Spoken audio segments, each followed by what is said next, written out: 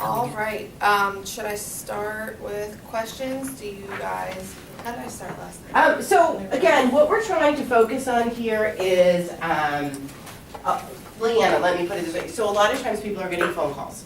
And let's start with that phone call that comes in or that email that comes in. We unfortunately come from the place of fear, like, oh my God, I gotta run out and show this person a home because they're never gonna sign a buyer agency contract, or they're never gonna come in to the office. So where we wanna pick up is, for instance, Patty had a listing, and the minute she got the phone call, like all sense.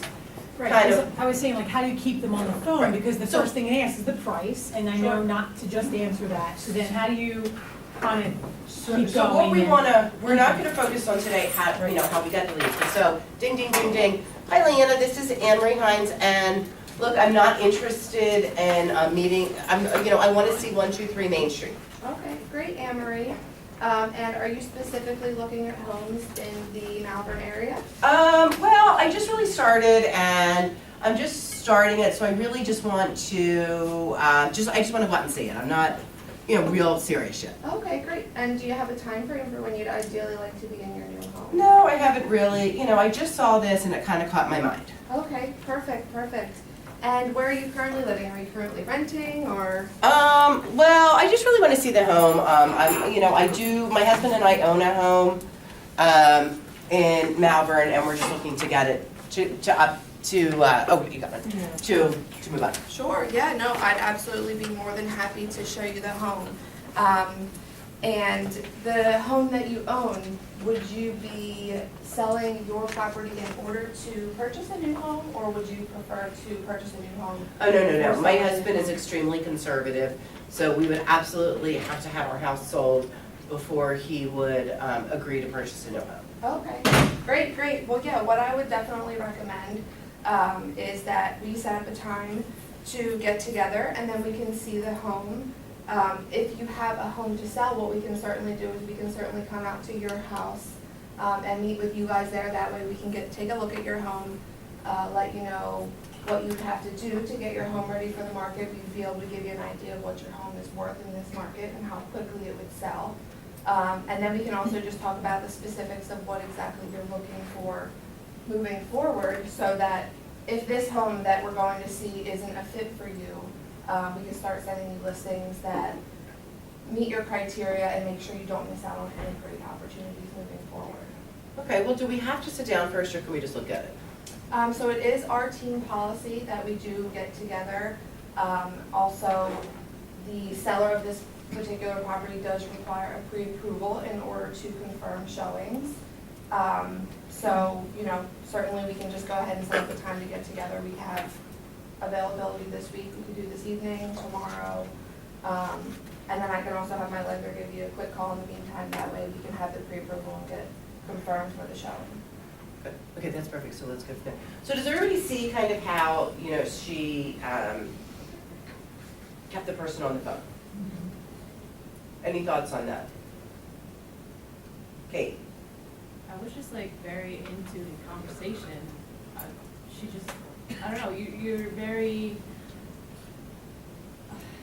I like listening to your voice, and you calm, and you explain things, and it doesn't make me angry or very, I don't know, it's just, So it wasn't antagonistic, or it Yeah. wasn't, no, this is my policy. yeah. What other observations did we have? Paul? I thought it was interesting that you said that that the other people require that you get pre-approval before you go out. Well, don't they though? Do sellers want pre-approved buyers to come into Well, their home? of course they want that, but I Sure. mean, I've taken out people that are not. And then, like yesterday, I took someone out that was not pre-approved. And of course, I got the call right after I left the place that building, that property is under contract or has an offer in on it. And they're not in a position, because they're not pre-approved, to even make an offer if they wanted to. Sure.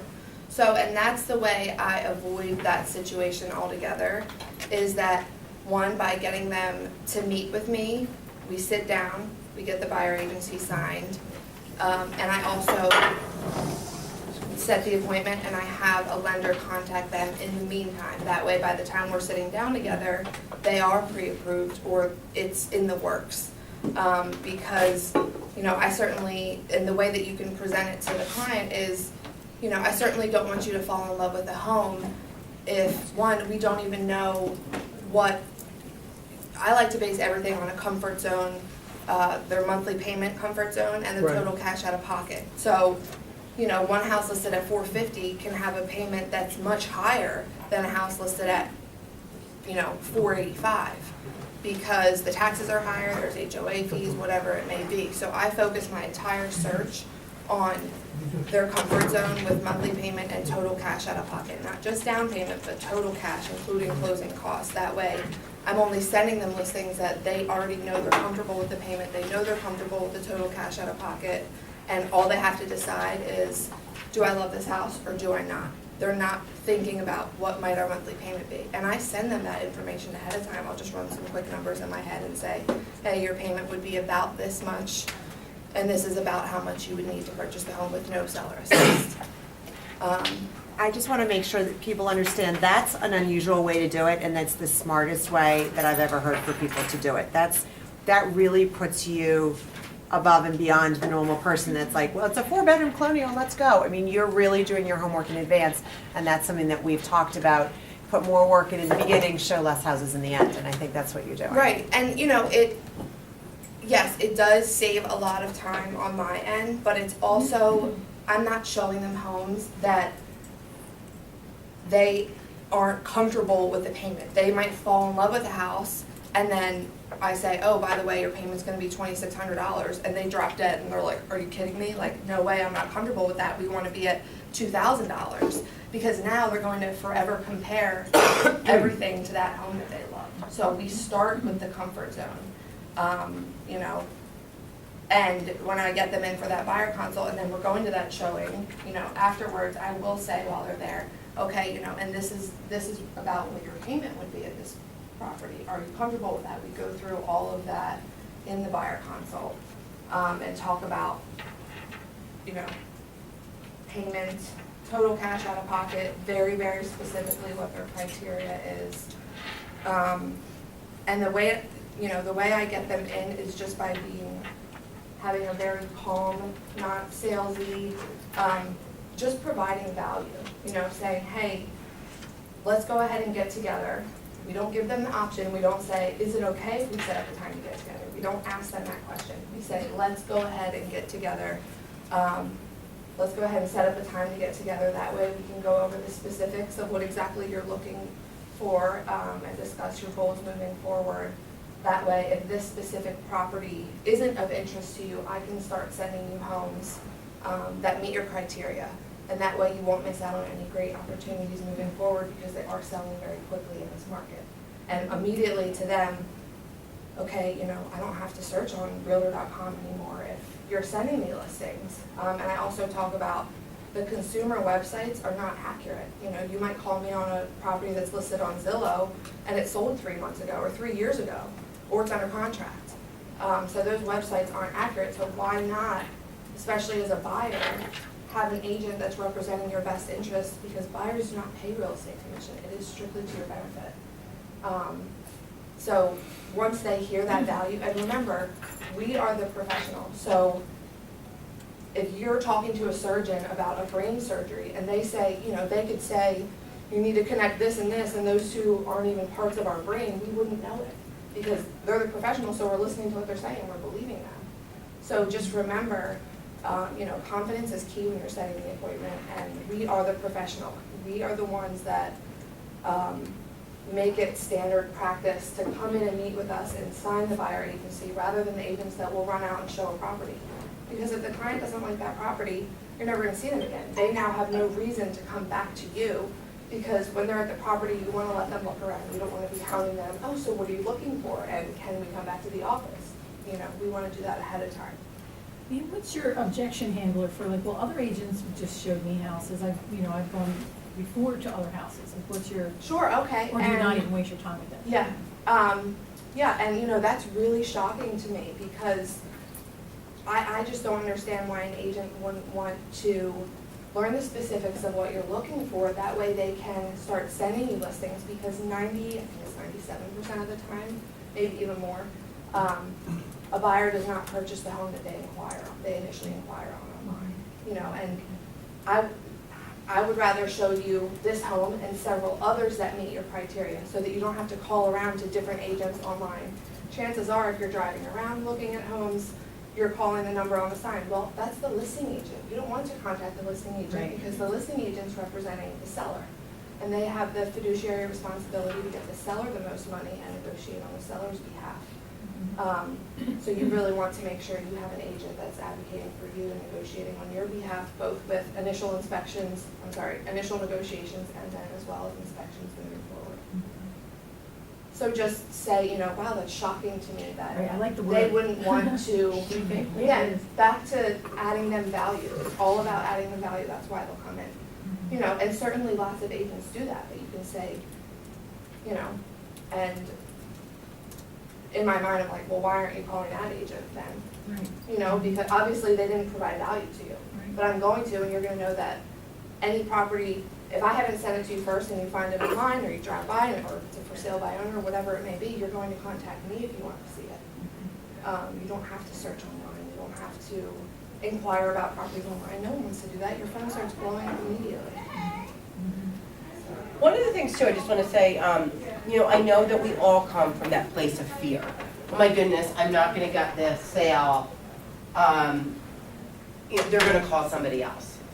And when you provide that confidence on the phone, somebody is not going to call somebody else. It would be like Leana said, calling a doctor. If a doctor was really, you know, was you could tell was maybe a little afraid, or, you know, too attached to the outcome, you'd be like, oh, you know, he's a little eager here.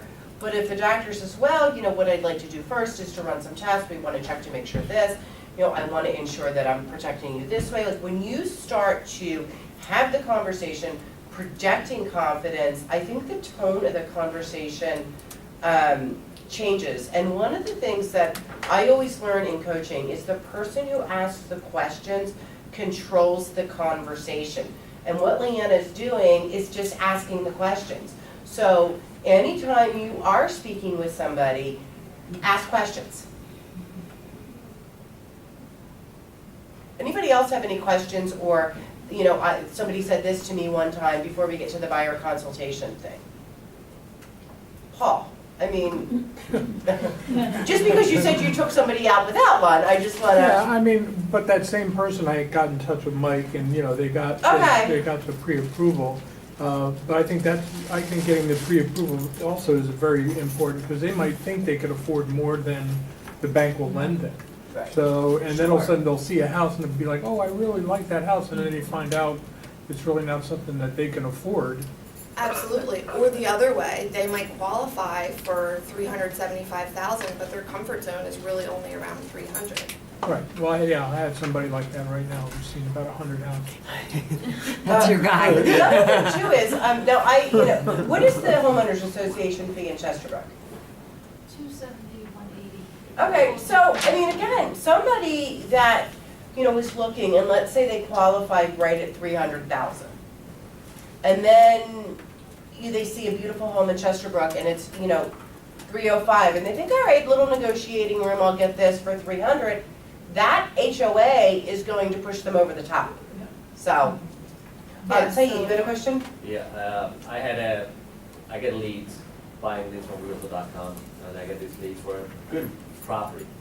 And the question I ask is, are you pre-approved? And the person started to, like, you know, they were not pre-approved because they couldn't find a pre-approval, they didn't know if it was a PDF, they didn't know. So, what I thought it was good that you asked those questions that you can actually pinpoint that they are pre-approved or not, and it shows that Sure. lucky.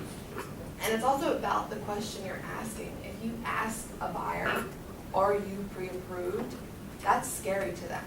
You know, if you say, okay, great, and you know, have you by chance had an opportunity to talk to a lender at all about financing? That's much more relaxed, and it's also not accusatory. Sometimes if we say, are you pre-approved, it suggests that they should be already. And they shouldn't necessarily be, because a lot of them don't know. So just asking the questions, you know, the wording you're using is also super important. And again, back to what Anne Marie was saying about anything with an HOA, you know, for every $10,000 in purchase price, because interest rates are so low right now, they just went up a little bit, but, you know, for every $10,000, we're talking $42 a month in payment. So if you're talking about a $240 HOA fee, that's equivalent to 30, or what, 300? Yeah, 300, hold on. I'm not about time. 240 HOA fee would be, Per month? yeah, it would be equivalent to $80,000 in purchase price. Oh, wow, that's a lot of money. That's, Right. You know, That's the difference between getting a house and not. Right, and that's one of the things, I'm terrible with math. You've got to be able to have this math thing working for you, or you better be good on a calculator, because, you know, those types of things are important. Really important. So, I mean, think how your buyer would feel if you're like, oh yeah, 300,000, we can definitely get you into Chesterbrook, and then you're like, oh my God, so. right, and then you send them the numbers and the payment is $250 higher than they want it to be. You know, and that's the comparison between a $300,000 townhome and a $380,000 single family home, same monthly payment. Did you have a question? No, I did, and then I feel like it was answered. Okay. Okay, Thank any you. other questions before we go on? So everybody sees how important, the consultation, it's kind of in my personal opinion, it's non-negotiable. You know, again, you just don't call the doctor and say, oh, I'll be in tomorrow to be wheeled into the operating room to get my tonsils done. Again, there's consultation, so. Any other questions before we move on? So we do the thing and then the consultation. This is where I always tell people, the transaction is made or broke. Do you typically have this in front of you then? Okay, yeah. Or- At the buyer consult? No, like if someone calls. No. Okay. Oh, I don't LP have that Mama. in front of me when, what? LP Mama. Yes. Yes. Should I? No, everybody write down LP Mama. That's what she Like an did. acronym, LP Mama. LPMAMA.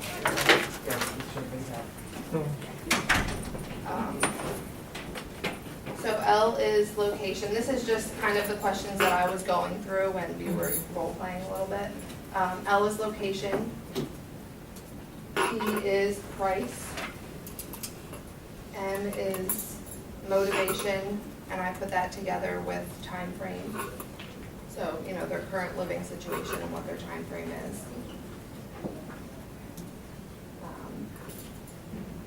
So try to keep that in your head when the phone call comes, right? Is that what you try to keep in your head when? I mean, yeah, I'm wired to do that now. But yeah, I used to always have it in front of me. Like I would literally write it down as I was getting ready to either call the back that was an incoming lead, and I typically will always call them back. So I will let my phone go to voicemail if it's someone I don't know. Now, if you're sitting at the desk, you can't necessarily. But if they say, hey, this is a lead, you can say, hold on just a second, put them on hold, write it down. Because, it's all about, and I also would tell myself before talking to them that my goal in this conversation is not to set an appointment. My goal is to see how I can help these people. Because if you're pressuring yourself to set the appointment, you're going to jump to doing that. And you're going to come off as, not quite as confident. So if you tell yourself, you're the professional, my goal is simply to see how I can help these people and ask them questions, it will typically result in setting the appointment. So location, price, motivation, time frame, and then A, agent.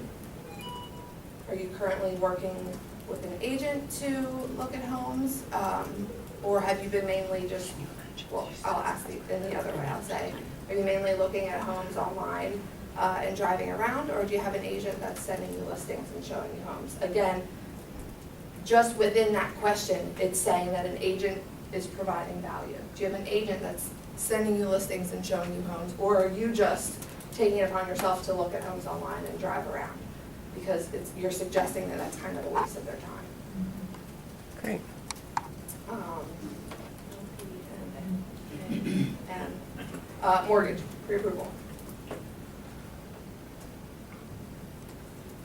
Remember to always, we do have in-house lenders, so if you, if they say, gee, I don't know anybody, have Diane's cards or Mike's cards with you. And then the last A is appointment. Now, I switched the last two letters. I always ask for the appointment first. After I I'm building rapport, asking, okay, great, so, are you mainly looking at homes in the Malvern area? Do you have a time frame for when you'd ideally like to be in your new home? And are you mainly looking at homes online, or are you just driving around, or do you have an agent that's sending you listings and showing you homes? These are all just building rapport with them, because if I get them on the phone and I say, okay, great, come into the office, they're gonna say like, what? So just building rapport, asking them questions. With each question, you can go 3 levels deep. Like if they say, I've looked at a few homes before. Oh, okay, great. And did you look at homes with an agent, or did you just go to an open house? Or, that way you can find out. If they looked at homes with an agent, you want to make sure, did you sign anything with that agent? And if they say, yeah, I do have an agent, you want to ask, okay, great, did you sign anything with that agent? Because if they tell me they have an agent, yet they're calling me to see a home, that's a disconnect. Because if you have an agent, you should be calling your agent to look at the home. So they most likely didn't sign anything, or they think they have an agent, or whatever it may be. So always ask, several questions. And then I go in for the appointment and I say, great, well, I'd be more than happy to show you the home. Let's just set up is there a time that you're available? And then they'll tell me, I'll say, okay, great, yeah, let's just meet briefly here at my office. That way we can just go over the specifics of what exactly you're looking for, and your goals moving forward. And I can start sending you listings and showing you homes, especially because you may not be interested in this home, so I want to make sure I'm sending you everything that you might consider. And then we'll head out and see the home. And they say, okay, great. And then after I set the appointment, because I don't want to turn them away with a pre-approval question, so after I set the appointment, they say, oh, okay, and by the way, have you by chance had an opportunity to talk to a lender at all about financing?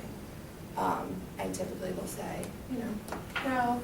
And then, awesome, well, I'll go ahead and just have my lender give you a quick call in the meantime. That way, when we get together, we'll have a good idea of what price range we should be looking in based on the monthly payment you're comfortable with. Again, adding value, saying, I'm gonna have my lender contact you. You don't have to shop around. You can certainly work with whoever you want. But because that way we'll have an idea of what price range we should be looking in based on the monthly payment you are comfortable with. A lot of buyers, consumers think that we want them to buy a home that's more money because we're getting paid more. No, we want them to buy a home, period. So in order for them to buy a home, it needs to be within their comfort zone. We never want our clients to be uncomfortable with the home they're purchasing, or they'll most likely pull out of it. Okay, good. So does anybody else have how to get them into the office? So everybody raise their right hand. I will never show a home again without a consultation. Okay. Consultation, so they come in and, go ahead, Leana. What was that? Come in. I'm a little weary on that. You what? Weird? Well, ever? I mean, there Never. are investors who, and we've talked about this in the past, where, you may not get that from them.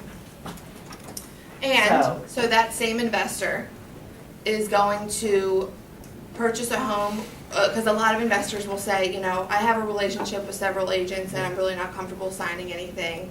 But if you send me a listing, I'll definitely buy it with you. Now, that means he's saying the same thing to every other lender. So therefore, you most likely just don't want to work with him, because you could send him a listing and he says, Bob Smith down the street sent him the same listing 1 second before you sent it to him, and he's going to buy it with Bob Smith. So you really can be picky. If a buyer is so hesitant, they say, well, no, I'm just really only focused on this one house. We're really not seriously looking. I just want to see this house. Like, if they're not seriously looking, why are you gonna waste your time showing them this house? It's literally a waste of your time, where you could be setting an appointment with another client, you know, or setting up for an open house, or where you're going to get clients. Because remember that your time is valuable. If you're meeting these clients at these, you know, consumers, these buyers at the property, without having a buyer agency signed, it is a waste of your time. Would you ever say, hey, look, you know, my office is in Wayne, the buyer is in Coatesville, and they want to go look at a property in Chester Springs. Mhm. And then, you know, obviously you probably said something about meeting someplace beforehand to make it convenient. Has anybody, in your experience, used like a Skype call to kind of go through the buyer consult before you go out? I've had people do that. I would rather meet face to face, so I'll meet at a public place closer to the property. Because, Okay. yeah, it certainly, and I'll tell them that. It doesn't make sense, well, it would be nice for them to drive all the way here, but I understand that's not realistic, and I want my clients, I want it to be convenient for my clients. So, you know, if they're looking at a property in Coatesville and we're in, you know, Wayne, we can meet at a restaurant in Coatesville, or you know, or somewhere out there. I'll just say, you know, it is our office policy that we meet in a public place before meeting at the property. That's great. Remember- Do you get pushback at all? I mean, sometimes people push back, but typically, after adding value, if it's a buyer that's a serious buyer and they want to buy a home, that's the person that's not going to give you pushback, because they see the value in meeting with you. They've been looking at homes online, they've been driving around, they've been going to open houses, and if I can show them any property they want to see, any day of the week, at any time, it's strictly to their benefit. Oh, and by the way, as a buyer, you don't pay real estate commission, so it is strictly to your benefit. They see the value in that. We're the ones that set the standard, you know, and we need to reverse the idea that a lot of these people have, that they can just contact us and we're gonna meet them at the property.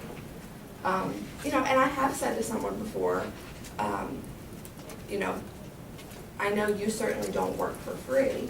And, you know, if they continue to give me pushback, and when you put it in that perspective to them, you know, and I don't either, they kind of get it, because we don't get paid until it's at the settlement table. So if I'm showing you a house and then I never see you again, that's a waste of time. That's me working for free. And I'm the one that's allowing that to happen. You know, we're the ones that are in control of our business, so, you know, my first year, I started selling last January, January 2015, I sold 24 homes last year. This year I'll close at least 45, hoping for a few more to get pended before the end of the year and close before the end of the year. But I do not meet with clients at properties. I have every single person come in, sign buyer agency. If it turns out to be nothing, at least I know I'm not wasting my time. You know, but most likely it does typically turn into someone that buys a house. Remember isn't it the Bold law, you teach people how to treat you? Bold. Okay, so now we brought them in, so they said, okay. And one thing too, to Dave's point, it's always great, and I'll make sure Amy has a copy of it. It's nice to have the locations of other Keller Williams so that you can use their conference room. It's certainly not an issue to call the Exton office or the Westchester office or Bryn Mawr and say, hey, can I grab a little bit of space there? I mean, we're big enough now where, you know, if you don't know where there's a Starbucks or a McDonald's or whatever, you can, you know, grab some space in a Keller Williams place. So, you know, we can keep that up front with Amy, maybe put it on the Facebook page, so you can. And that goes for settlements too. So, okay, so we're in here and Cool, so I get them in, just super casual, when they walk in, hey, you know, thanks so much for coming in, did you find it okay? Okay, great, you know, can I get you water, coffee, anything? Just starting a casual conversation with them. And then if they want anything, I grab it for them, if not, we sit down. And I already typically have, by the way, when I'm on the phone setting the appointment, I always confirm the best email to reach them, because if it's an internet lead that came in, a lot of times they'll put their like spam email address. So confirm that you're getting that you have the correct information for them, and then say, I'll go ahead and send you a quick email with all my contact information and my office address. That's immediately following setting the appointment on the phone. That way you're saying, hey, thanks so much for taking my call. It was a pleasure speaking with you today. I look forward to meeting with you tomorrow at 4:30 at my office in Exton. You know, we're right near the Marshall's Home Goods Bonefish Grill. This is our address. Let me know if you have any questions in the meantime. That way they know, you know, sometimes you're setting an appointment a week out. So either on the phone or in that email, make sure you're saying, let me know if you have any questions in the meantime, or if there's any other properties you want to see.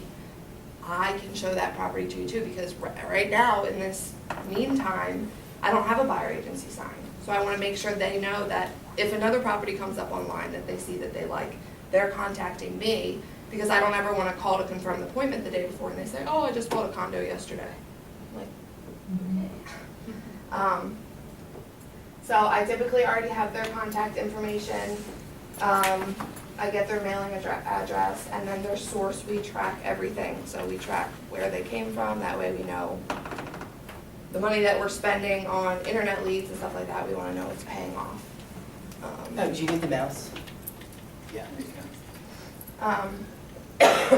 So financial and timing, I typically kind of know some of these questions just from being on the phone with them, if they're a first-time buyer or not. And then, are you currently renting? If they're renting, when does their lease end? I also always ask, I don't have it written here, but if they're renting, I always ask not only when does their lease end, but how much they're paying in rent, because that gives me an idea of what they're comfortable spending monthly. So, you know, or if they're relocating, or if they're living with a relative. If they own a house, do they have a house to sell? Okay, if you have a house to sell, do you need to sell in order to buy? And then I go into, you know, the wording of the question. What is your comfort zone with monthly payment? That's a very relaxed question, not what do you plan to spend? You know, what is your comfort zone with monthly payment? What is your comfort zone with price range? With payment, I always ask them their comfort zone, and they'll say, you know, $1,500 to $1,700. And then I say, okay, and what would you say your absolute max is? And then I immediately say, this is not because I want you to spend more, I just want to make sure I'm sending you everything that you would consider. I don't want, you know, a new listing to come up that would be perfect for you, but the payment is $1,702, and, you know, that's drastic, but, you know, $1,750, and you told me your comfort zone is $1,500 to $1,700, so I don't send it to you because it's more than you're comfortable spending monthly. Like, what is your absolute max if the perfect house came up that way? And you're telling them, this isn't because I want you to spend more, this is because I want to make sure I'm serving you. I want to make sure I'm sending you everything you would consider. So then I get their absolute max, and then I ask them what their comfort zone is with price range, simply so that I can ask the next question, what is more important to you? Is it to have a lower purchase price, or is it to have a lower monthly payment? Because the right answer is to have a lower monthly payment. That's what you're stuck with. You know, the purchase price, obviously, if you're putting 10%, 20% down, you're putting more money down the higher the purchase price, but we're really focusing on the monthly payment here. So a lot of people get too focused on purchase price, and I say, you know, well, this house is listed at $200,000, but your payment here would be $1,200, and this house is listed at $250,000, and your payment here would be $1,150. So higher purchase price, but a lower payment because the taxes are much lower. That way I can put things into perspective for them and set the expectation that, one, I'm only going to send you homes that I know you're comfortable with the payment and the total cash out of pocket, but also don't let the purchase price scare you, because taxes vary, HOA fees, all types of things. So we really want to, you know, make sure we're looking at everything that you would consider. And then now, most of the time they have already talked to a lender. In the meantime, when I set the appointment, I say I'll have my lender give you a quick call in the meantime. So I typically already know what they're planning on putting down, but I'll ask them again here, how much are you planning on putting down a down payment? And then I also ask, how much total cash are you comfortable spending towards the purchase? Because a lot of people say, you know, oh, I have $20,000 for a down payment. Do you have $20,000 for a down payment, or do you have $20,000 to buy a house? Because you will have, you know, $13,000 in closing costs. So do we need a seller assist? We want to get all of this information so that we know because I know if I send them a brand new listing and they need a full seller assist, they're not going to get it if they need a full seller assist, because it's going to sell immediately to a buyer that doesn't need a seller assist.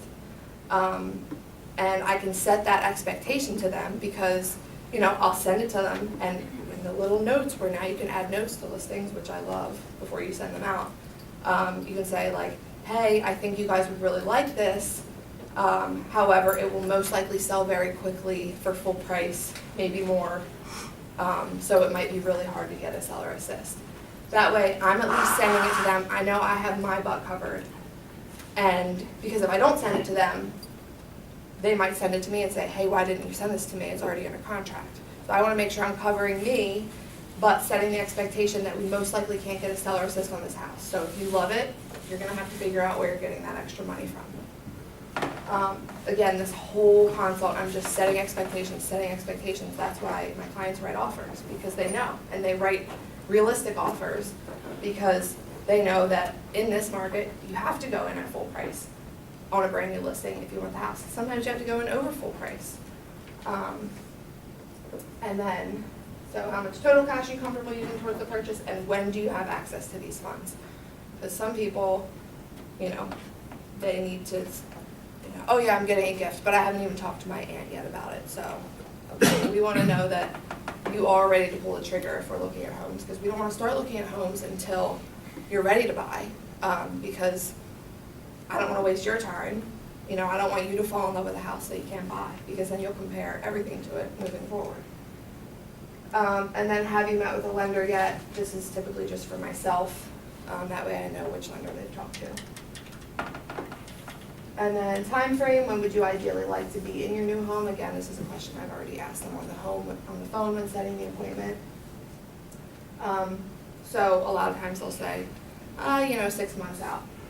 Then I'll ask, okay, so just to be clear, because people will say their time frame, but it's not always really what their time frame is. Because especially first-time home buyers, when we start looking, they get really excited and they want to buy something right away, which is great. We love it. But that's why I asked, okay, so your time frame is 6 months out, but if we found the absolute perfect home for you in the next 30 days, would that be a problem for you? Or would you be excited about that? This isn't because I want to push you to buy a home. So the way that we ask the question is very relaxed. It's not, we want you to buy something in the next 30 days. It's, if we found a home you love, would you be excited about that, or would that be an issue for you? That way I know going into it, because some people will say like, oh no, like we really can't start looking yet. And that's what their answer to the question will be like, we should probably start looking in a month or two, when we are actually more ready, more comfortable to make this step. And then, is there anyone else involved in your buying decision? I like to know this because sometimes we're halfway through the process and then they say, oh, well, our parents are giving us the down payment, so they have to come back and they have to see the house and they have to approve, like, okay, your parents should be there at the first showing, if that's the case. Leana, that's what I was going to ask you. So a lot of times we do run into that with the parents. So if they say, yes, my parents are going to have to be there. So what do you say? Oh, great, I'd like them to come on every showing then? No, I just will say like, okay, so will they, most likely the buyer will offer that information. Oh, okay. Like, I don't usually have to ask that question. Typically, when I ask this question, is there anyone else involved? Okay. I'll say, oh yeah, like our parents are giving the down payment, so most likely they'll be there for showing. Okay. So I say, oh great. Okay, like, great, bring the whole okay. family, whatever you want. And then, so lifestyle, these are just kind of like fluffy questions. Who will be living in the home you purchased? That way, if they say no, and then they're like, our parents or something, then I realize like, okay, there is someone else involved. Or our kids, then I can just, because I don't ever like to ask the question, do you have kids? That's not necessarily an appropriate question, so this will give me an idea. Okay, you're looking for a 4-bedroom house because you have 2 kids. Who will be living in the home you purchased? Do you have any pets? Like, I've literally had people say like, does it matter? And then I just laugh and say, no, I'm just, trying to get to know you guys. I have a dog, his name's Chunk, laugh it off. And then I'll say what kind, what are their names. Any special furniture, equipment. Sometimes people, they need a 5-car garage because they have 6 cars, or they need like a big office space or a detached office space or whatever it may be. This kind of probes that, getting that information. And then we go into their criteria. So I start with location, and I just say, tell me about your ideal location. And then typically they'll start talking school districts. A lot of people will, more than not. If they don't ever mention school district, at the end I simply say, our school's important. I don't say anything other than that. Because, you know, we can't say if a school district is good or bad or whatever it may be. We can simply say, you know, check out the ratings. Or this school has great ratings. Or this school has a 9 out of 10. We can say those things, those are factual, but we can't say, you know, if they say, well, is that a good school district? I can't answer that question. So sometimes I'll get the hint that they're looking to stay within a certain distance or, you know, drive time from work. So I'll ask them literally, what is their max commute time and what is their work address? Because now with the Trends new features, we can plug in the address and the time, which I love because I used to like try to calculate distance and time, how long it was going to take, and it would drive me crazy. House criteria, so what type of home, single family, townhome, twin, row home, condo. This is also where I will typically explain the fact that a condo is actually a form of ownership. It's not a style home. A lot of people think it's like an apartment or flat. Condos typically, an apartment or flat is typically condo ownership, but I explained to them the definition of condo ownership, that typically the fees are higher because you only own the interior of the walls. And a condo is, you know, something that you only own the interior. So the condo fee is covering everything exterior, the roof, siding, everything exterior, so those fees are higher. And then overall space, they're looking for bedrooms, bathrooms, full bathrooms, total bathrooms, and I get very specific with that. You know, if they say, oh, it just has to have 4 bedrooms, 2.5 baths. Okay, so if a perfect listing comes up and it has 4 bedrooms and 2 full baths, but no half bath, do you want me to send it to you, or does it have to have a powder room? That way I know, you know, what are their absolute must-haves. I get very, very specific. Or what if it has 4 bedrooms and 1.5 baths? Like, do you have to have 2 full bathrooms, or would you consider? Again, because I want to make sure I'm sending you everything you would consider. I never want you to send me a property and say, hey, why didn't you send this? And I look back and say, well, because you told me I had to have 2 full bathrooms. Because I never want to say that to my clients. You know, I never want to put it back on them. I don't ever want a situation like that to happen. And then square footage, I'll ask them, I'll say, do you have any idea? Because most people don't know what square footage they're looking for.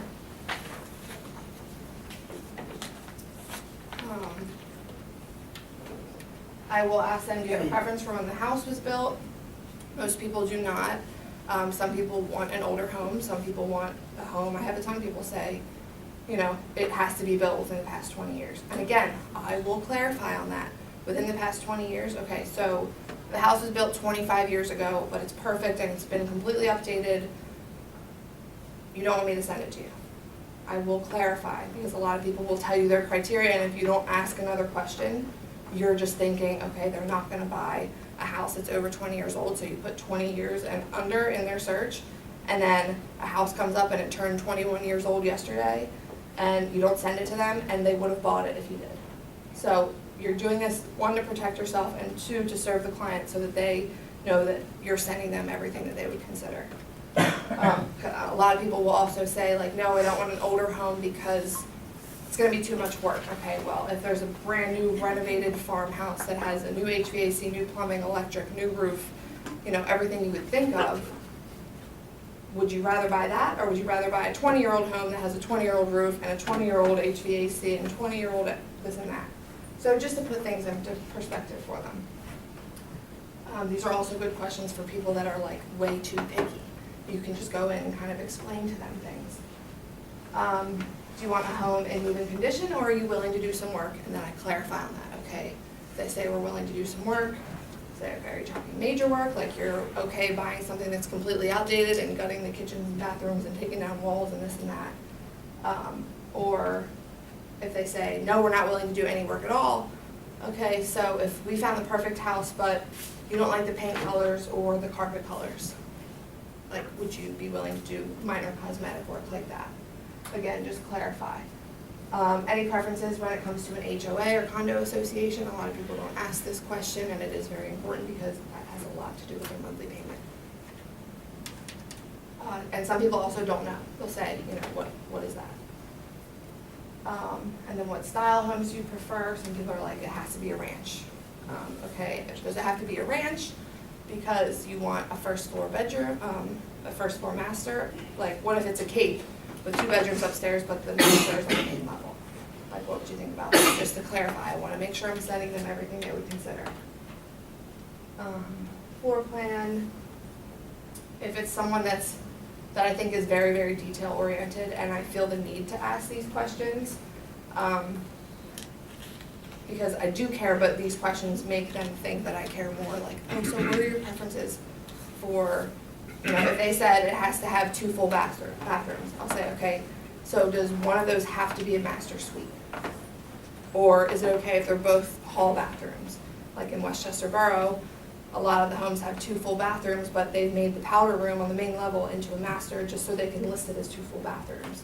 And the other second, you know, the second full bath is upstairs on the main level, not attached to anything, it's in the hallway. So I will confirm that. And then, you know, what are your preferences for the bathroom? Some people want, it has to be able to walk in. You know, they can't lift their leg over a tub or whatever. So if I feel the need to ask these questions, I will. Is a formal dining room important to you? And then clarify, okay, do you need space for a dining room table? Or, you know, must you have a formal separate dining room? Do you want a fireplace? What other rooms do you need or want? Basement, garage, basement or office? And what are you looking for in terms of a garage? A lot of people also don't ask this question. And that is one of those big must-haves that a lot of people need or want. What size or style lot do you prefer? Some people are like, oh, we want a lot of land, but they're coming from the city, so a lot of land is 0.012 acres. You know, like, it really depends. So I always ask what they prefer. Some people, you know, they think a quarter of an acre is a massive lot because they're coming from something that had no yard. And then their motivation behind that, like if they're looking for an acre, okay, so is part of it wooded, is the whole thing flat? You know, because some people will say, like, we want privacy, so we want it to be partially wooded, but we do want a little bit of a yard, like grassy area. And then this is a very important question, if they're looking for a larger lot. Do you have a preference when it comes to public water and sewer versus public versus on-site, sorry. Because a lot of people, you'll start looking at homes and then they find out that it has on-site well and septic, and they're like, oh, no. So we want to know, going into it, if they're open to it, and answer any questions they have ahead of time. Because some people think, you know, I had a client tell me that a plumber friend of mine told me, like, to stay away from on-site well and septic. And I was like, oh, you're a plumber friend? Like, I thought that was bizarre. You know, and asked him, I said, I grew up in both of my homes with on-site well and septic, and we've never had any issues. And if you have on-site, you don't have a monthly bill. And since we're buying a house, we're asking the seller to make any repairs before you buy it, so it'll pretty much be working and bill-free. And then, what are your thoughts on a pool? A lot of people also don't ask this question. Some people say absolutely not. Some people say doesn't matter either way. Some people would love a pool. So I like to ask that question because previously, before I put it on this, I would be looking at listings that I'd be like, oh, it has a pool. Like, I wonder if they would consider that. And then I just ask, for sake of asking, what's your favorite room in the house and why? That way I know when they're looking at homes online, like what is the room that they're like clicking through because they can't wait to see what it looks like. A lot of times it's the kitchen or the family room. You know, some people will say the man cave, whatever it may be. And then I go over, and the whole time I'm filling this out, I'm filling out their must-haves. So if they say 3 bedrooms, 2.5 baths, And then I clarify on those questions, and it's still 3 bedrooms, 2.5 baths. I turn to the last page and I write it down as their first must-have, or school district, because those are legitimately must-haves. Like, I'm only sending them homes in these school districts. They have to have at least 3 bedrooms, at least 2.5 baths. It has to have a, 2-car garage. On that question, I'll say, okay, it has to have a 2-car garage, or it has to have room for a 2-car garage. So if I found a perfect home for you, but it didn't have a garage, or it had a 1-car garage, would you be open to that? Again, just constantly clarifying. And it lets them know I'm paying attention, that I'm actually very serious about what I'm sending them. So I go over their must-haves. I say, these are the ones I have here. Is there anything else that, we didn't talk about that's a must-have for you? And then I go over my little list. So what about central air? Does it have to be in a neighborhood, or do you not want to be in a neighborhood? Definitely not on a busy street. Does it have to have outdoor living space, a patio or a deck or something like that? And then also off-street parking I have in there if they're buying in a borough. And they're like, we just have to have parking spaces. I'm sick of fighting for parking spaces. And then I have a list of the things that they would prefer, but not an absolute deal breaker.